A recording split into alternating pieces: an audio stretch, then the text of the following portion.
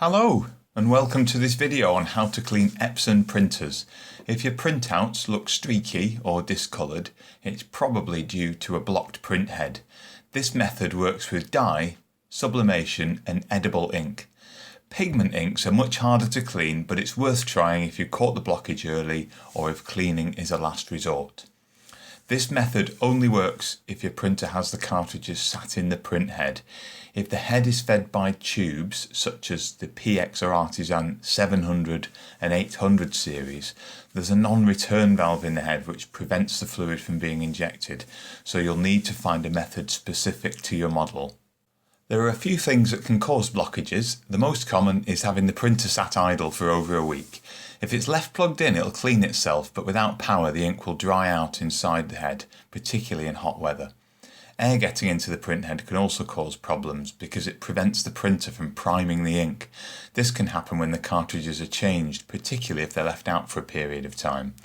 Old or poor quality ink can also cause blockage, particularly the black, as it contains powdered graphite that settles over time. So give any new cartridges a shake before you install them. Finally, the microelectronics in the head can burn out. Printheads don't last forever and the electronics can't be repaired, so the best you can do is to try and clear the blockage manually and replace the printer if that doesn't work. If you suspect your printhead is blocked, the first thing to do is to print a nozzle check pattern to find out which colours are affected. If there are any error messages that prevent it from printing this pattern, these need to be cleared before attempting to clean the head. Start by running the printer's own self-cleaning cycle.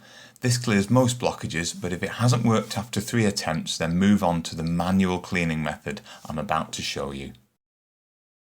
The first thing to do is warm up the cleaning fluid. It's not essential if you caught the problem early, but it does make a big difference on stubborn blockages. The simplest way is to heat the bottle in a cup of freshly boiled water, but if you have one of the bigger bottles, you'll find the syringe comes with a plastic cap so you can heat the fluid inside it. The hot water also helps with getting the tubing onto the syringe. Draw the fluid back and forth a few times when you're filling it to try and remove some of the air bubbles, then leave it to heat up while you're getting your printer ready.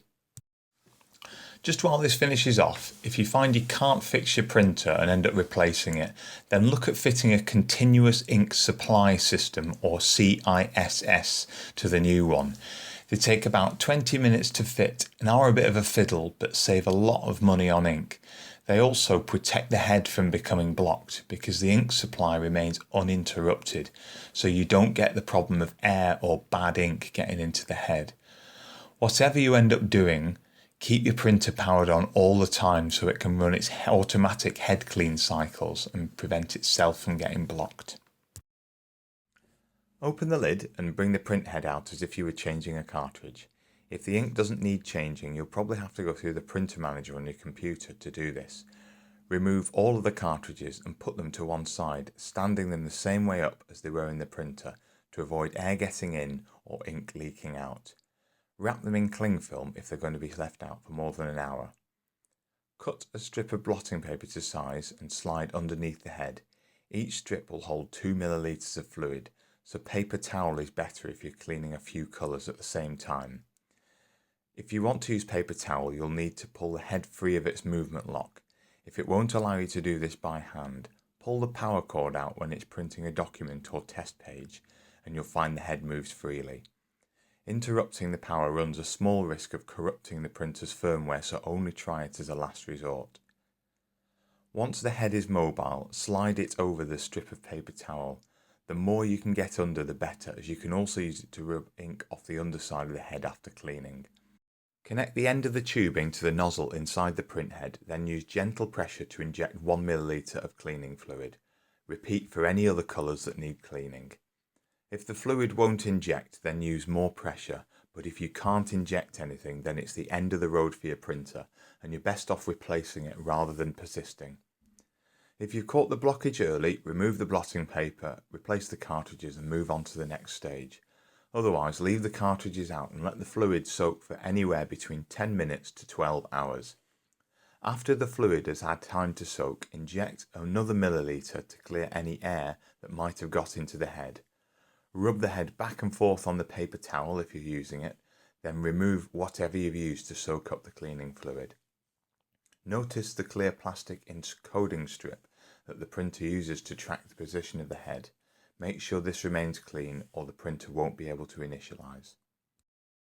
When replacing the cartridges, make sure to use fresh ones for any colours that were blocked, just in case it was the old ink that was causing the problem. OK the cartridge change, then print a nozzle check pattern, and if you're lucky it'll come out first time, but you might need to run up to 3 self-cleaning cycles.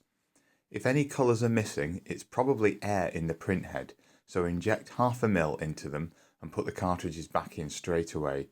If any colours come back patchy, clean them with the fluid again, but leave longer in between the first and second injection. I hope that helps you clean your printer, and welcome your comments and questions.